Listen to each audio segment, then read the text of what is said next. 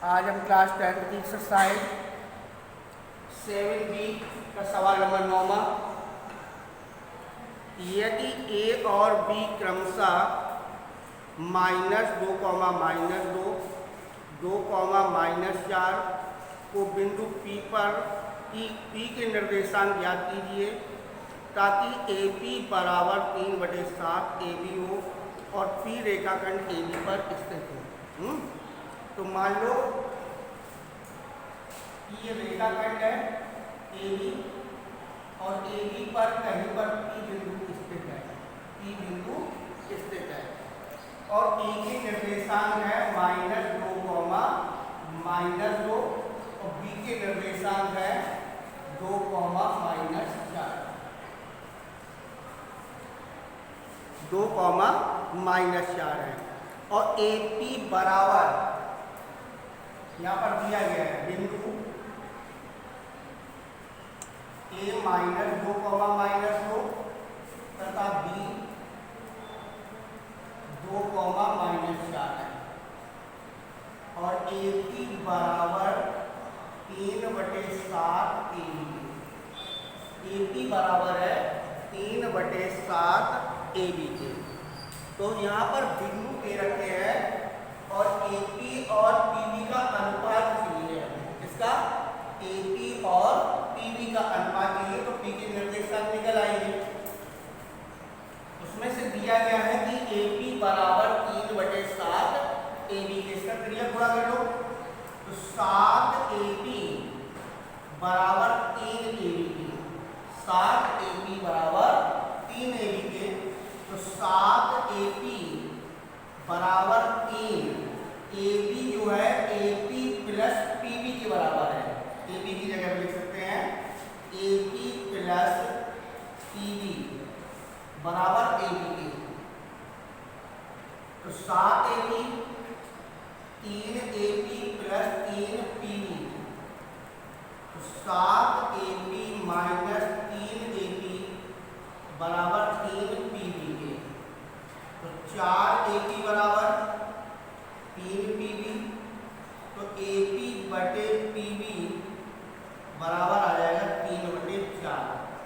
AP अनुपात PB बराबर आ गया 3:4।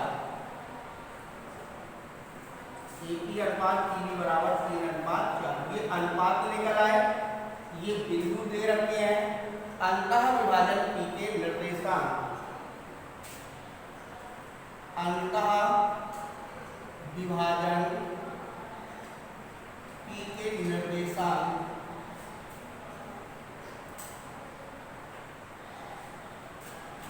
M1x2 M2x1 upon M1 plus M2 और M1y2 plus M2y1 upon M1 plus M2। यहाँ पर M1 3 है, M2 4 है, x1 -2, y1 -2, x2 2, y2 -4। तो 3 इंटू 2 और 4 into -2, 3 plus 4, 3 into -4, 4 into -2, 3 plus 4, 3 दूनी 6, 4 दूनी 8 बटे 7 -12 और -8 बटे 7। ये हो जाएगा -2/7 और -20/7। ये अंतः विभाजन P के निर्देशांक निकल आए। तो सबसे पहले आपके पास A और B बिंदु के निर्देशांक दे रखे हैं। AP और PB का अनुपात ज्ञात कर लो। तो AP बराबर 3/PB के, क्रिया गुणा करोगे तो इनका अनुपात निकल आएगा। AP अनुपात PB बराबर 3:4। इसके बाद अंतः विभाजन P के निर्देशांक का फार्मूला लगा देंगे। उस फार्मूले से P के निर्देशांक ज्ञात कर लेंगे। P के निर्देशांक आ जाएंगे -2/7, -20/7। इसके बाद सवाल नंबर अगला है रेखाखंड AB को P बाह्यता 3:2 के अनुपात में बांटता है। बाह्यता विभाजन है और अनुपात दे रखे 3:2।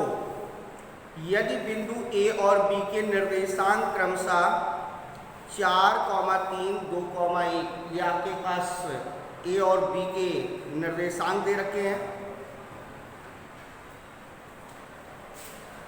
10वां है बिंदु A 4,3 तथा B का निर्देशांक है 2,1।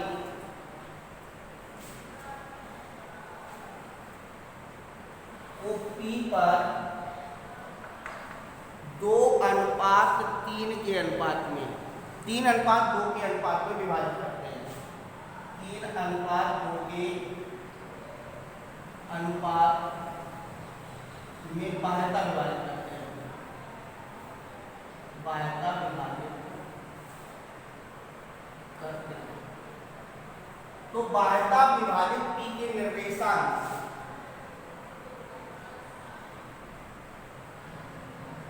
बाह्यता विभाजित P के निर्देशांक बराबर m1h2 minus m2x1 upon m1 minus m2 और m1y2 minus m2y1 upon m1 minus m2।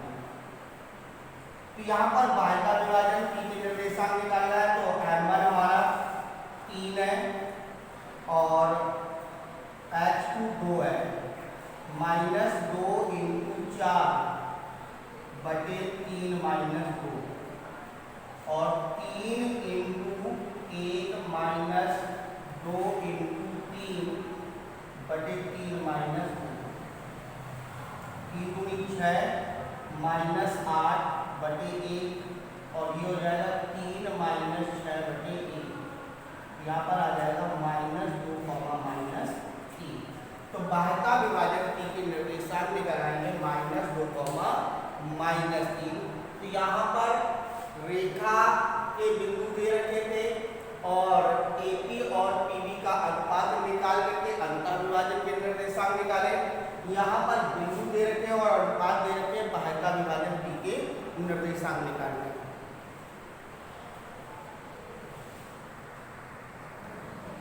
इसके बाद अगला सवाल है 11वां, वह अनुपात ज्ञात कीजिए जिसमें बिंदु A 1,-5 B -4,5 को मिलाने वाली रेखाखंड x अक्ष पर विभाजित होता है। x अक्ष पर विभाजित होता है और यहाँ पर x अक्ष पर विभाजित हो रहा था आपका सवाल नंबर 7वां। ठीक है, सवाल नंबर 7वां है सेम सवाल कि A की निर्देशांक है 1,-5 और B के निर्देशांक है -4,5 को मिलाने वाली रेखाखंड x अक्ष पर विभाजित होता है। इस विभाजन बिंदु के निर्देशांक ज्ञात करने हैं। इस विभाजन बिंदु के निर्देशांक ज्ञात करने हैं। तो इससे पहले विभाजन बिंदु के निर्देशांक ज्ञात करने से पहले हमें किसके निर्देश क्या ज्ञात करना है? अनुपात ज्ञात करना है।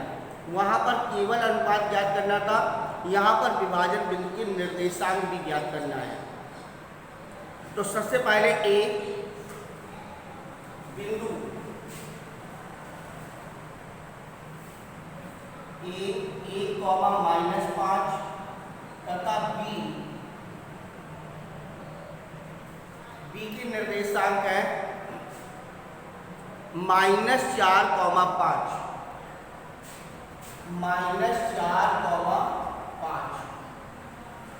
को x अक्ष पर विभाजित करते हैं। x अक्ष पर विभाजित करते हैं। यहाँ पर मान लें कि माना x अक्ष पर P बिंदु के निर्देशांक, माना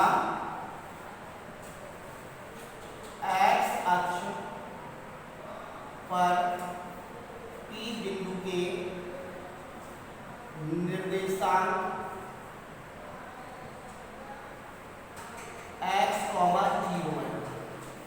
माना x अक्ष पर P बिंदु के जो निर्देशांक हैं वो x, 0 है और x अक्ष पर विभाजित कर रहे हैं, तो सवाल को हमें किससे लगाना है? भुज कोटि से। तो यहाँ पर कोटि बराबर m1y2 plus m2y1 upon m1 plus m2। तो कोटि बराबर हमारा 0 है, m1 इंटू y2 5 है प्लस m2 इंटू -5 बटे m1 प्लस m2। इसका क्रिया गुणा कर लेंगे, 5m1 माइनस 5m2 बराबर 0। तो 5m1 बराबर 5m2, तो m1 बटे m2 बराबर आ जाएगा 5 बटे 5। तो m1 अनुपात m2 बराबर 1:1। ठीक है, तो अंतः विभाजन P, जो P है, P रेखा AB पर जो स्थित है वो 1:1 के अनुपात पर स्थित है। ठीक है, इस अनुपात को निकाल लिया। अब कह रहा है x अक्ष पर P बिंदु के निर्देशांक ज्ञात करना है, P बिंदु के निर्देशांक। तो सबसे पहले आप अनुपात ये है और ये आपके पास बिंदु दे रखे हैं। अंतः विभाजन P के निर्देशांक ज्ञात करना, अंतः विभाजन P के निर्देशांक। और P का निर्देशांक, अंतः विभाजन P का जो निर्देशांक है वो x अक्ष पर स्थित था। तो यानी भुज आपका जो निकलेगा और कोटि आपका क्या निकलना चाहिए? 0 निकलना चाहिए। तो अंतः विभाजन P के निर्देशांक m1 x2 plus m2 x1 upon m1 plus m2 comma m1 y2 plus m2 y1 upon m1 plus m2। यहाँ पर m1 1 इंटू और x2 आपका है -4 प्लस 1 इंटू 1 बटे 1 plus 1 comma 1 into 5 plus 1 into -5 बटे 1 प्लस 1। ये आ जाएगा -4 प्लस का 1 बटे 2 और 5 -5 बटे 2। ये आ गया -3 बटे 2 और 0 बटे 2। तो -3 बटे 2 कॉमा 0। और देखिए हमने मान भी रखा था कि माना x अक्ष पर P बिंदु के निर्देशांक x, 0 है, तो x, 0, x का निर्देशांक है -3, 2 और y का निर्देशांक है 0। तो ये हो जाएगा x, 0 के रूप में आ गया -3, 2, 0, -3 बटे 2, 0। तो हमें यहाँ पर 7वें सवाल में केवल अनुपात निकालना था। यहाँ पर अनुपात के साथ साथ P बिंदु के निर्देशांक भी ज्ञात करें, तो P बिंदु के निर्देशांक भी ज्ञात करेंगे।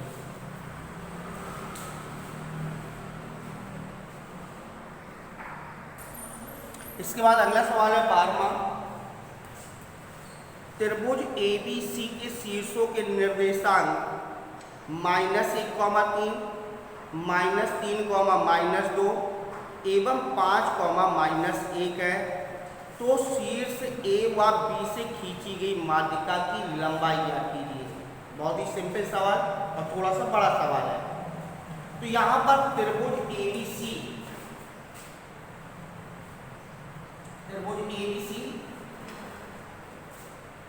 इन निर्देशांक दे रखे हैं और त्रिभुज ABC के निर्देशांक है -1, 3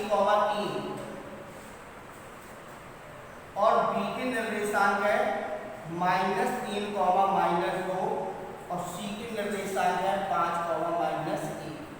ये A, B और C के निर्देशांक है त्रिभुज के शीर्षों के निर्देश। अब कह रहा है कि शीर्ष A से खींची गई माध्यिका, B और शीर्ष B से खींची गई माध्यिका E की लंबाई ज्ञात करनी है। AD की लंबाई और BE की लंबाई ज्ञात करनी है। तो सबसे पहले त्रिभुज ABC में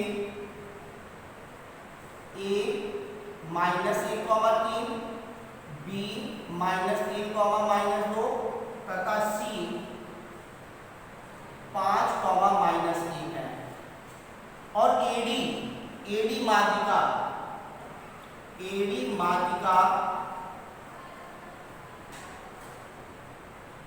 एडी जो माध्यिका है वो BC पर D मध्य बिंदु है।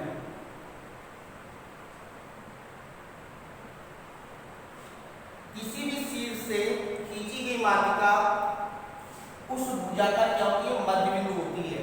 यानी कि D जो है वो BC का क्या है? मध्य बिंदु है। तो सबसे पहले D के निर्देशांक याद कर लो। D के निर्देशांक बराबर मध्य बिंदु है तो x1 प्लस x2 बटे 2 और y1 प्लस y2 बटे 2। तो BC का मध्य बिंदु है तो B और C के निर्देशांक है -3 प्लस 5 बटे 2 -2 -1 बटे 2। ये हो जाएगा 2 बटे 2 और -3 बटे 2 बराबर 1, -3 बटे 2। ये हमारे D के निर्देशांक है 1, -3 बटे 2। अब हमारे पास D का निर्देशांक आ गया। अब हम AD की लंबाई को निकालेंगे। AD की लंबाई बराबर √(x1 - x2) का होल स्क्वायर और प्लस y1 - y2 का होल स्क्वायर। तो x1 -1 तो यहाँ पर -1 का होल स्क्वायर और प्लस 3 माइनस प्लस हो जाएगा 3/2 का होल स्क्वायर।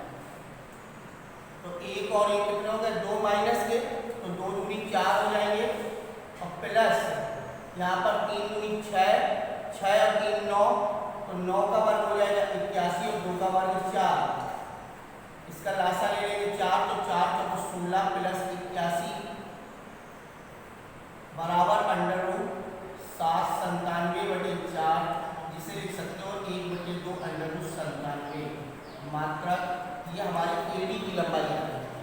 इसी प्रकार से E जो है AC का मध्य बिंदु है। BE माध्यिका EAC का क्या है?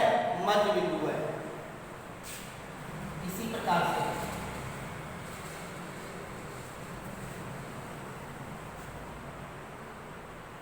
BE माध्यिका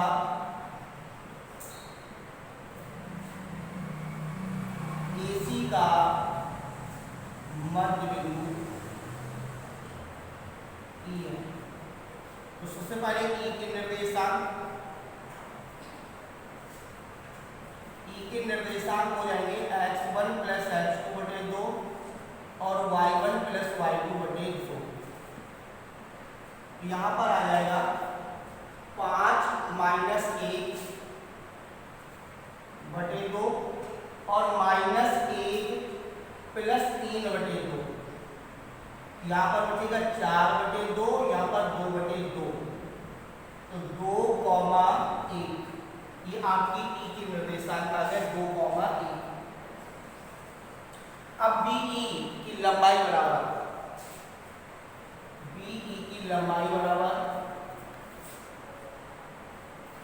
√(x1 - x2) का होल स्क्वायर और प्लस y1 - y2 का होल स्क्वायर। तो x1 2 प्लस 3 का होल स्क्वायर और 1 प्लस 2 का होल स्क्वायर। 5, 5 25 3 का 9 बराबर √34 मात्रा। ये हमारी BE की लंबाई है। तो इस माध्यिकाओं की लंबाइयाँ निकालेंगी, AD की लंबाई निकालेंगी और BE की लंबाई निकालेंगी। तो इनकी लंबाइयाँ निकालने से पहले BC का मध्य बिंदु D के निर्देशांक निकालना है और EC का मध्य बिंदु E के निर्देशांक निकालना है। तो इसके निर्देशांक मिल जाएंगे तो ये दूरी निकल आएगी और इसके निर्देशांक मिल जाएंगे तो ये दूरियां निकल आएगी। तो दोनों दूरियां आप ज्ञात कर सकते हो। इसी प्रकार से अगर शीर्ष C से डाली गई माध्यिका होती तो शीर्ष से C से डाली गई माध्यिका AB का मध्य बिंदु बन जाती। का मध्य बिंदु निकाल लेते हैं। जो भी मध्य बिंदु मिलता उस बिंदु से हम सी के निर्देशांक के द्वारा उसकी भी दूरी निकाल सकते थे। तो यहाँ पर दो दूरियां निकाली गई, आप किसी भी दूरी चाहो किसी दूरी भी निकाल सकते हैं।